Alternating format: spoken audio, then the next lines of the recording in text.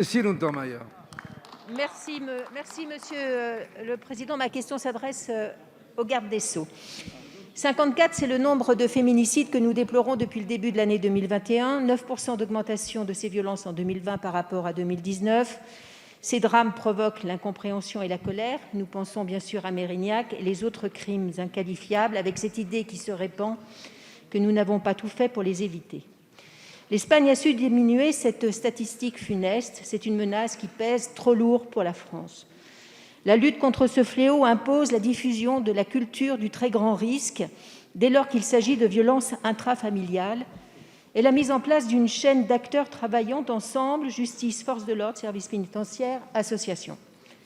S'agissant des bracelets anti-rapprochement, seule protection efficace parmi les 3 types de bracelets existants, 78 sont à ce jour actifs sur les 1000 mis à disposition.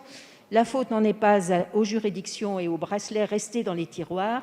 Les magistrats ne peuvent disposer de manière facilitée de ces bracelets qui impliquent tout autant un personnel dédié, formé et un partenariat sans faille. L'appel des procureurs doit être entendu. La responsabilité qui pèse sur la justice est immense et je sais que vous le savez. Aussi, Monsieur le ministre, le temps presse. Dans la suite du rapport remis par l'Inspection générale de la justice que vous avez diligenté, quelles mesures allez-vous prendre ? Quel déploiement pour les bracelets anti-rapprochement et le travail collectif qu'il impose ? Sachant que l'Espagne a débloqué 15 millions pour lancer ce dispositif en 2018, contre 5,6 pour la France, et qu'elle en a ajouté 7 millions en 2019. Je vous remercie. Merci, Madame la députée. La parole est à Monsieur Éric Dupond-Moretti, garde des Sceaux, ministre de la Justice.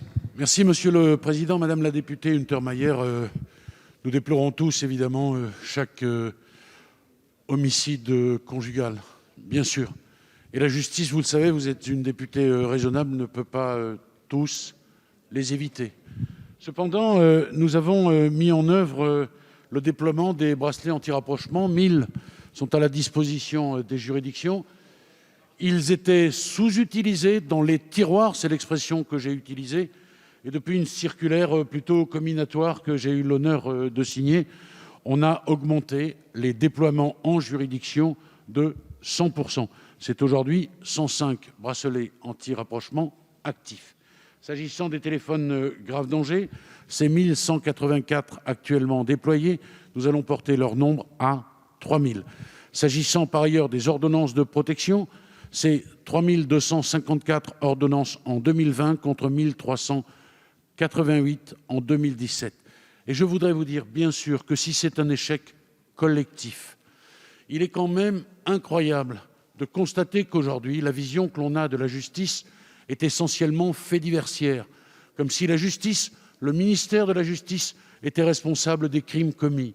Le premier auteur, c'est naturellement le criminel. Et je voudrais rajouter des chiffres qui n'ont pas été portés à la connaissance des parlementaires. S'agissant des téléphones grave danger, 1385 déclenchements avec intervention des forces de sécurité intérieure. S'agissant des bars, 146 déclenchements avec déplacement des forces de sécurité intérieure. J'ai la faiblesse de penser, Madame Untermaier, que ces chiffres-là, ce sont les crimes que nous avons évités. Bien évidemment, ils ne feront jamais la une des journaux de notre pays.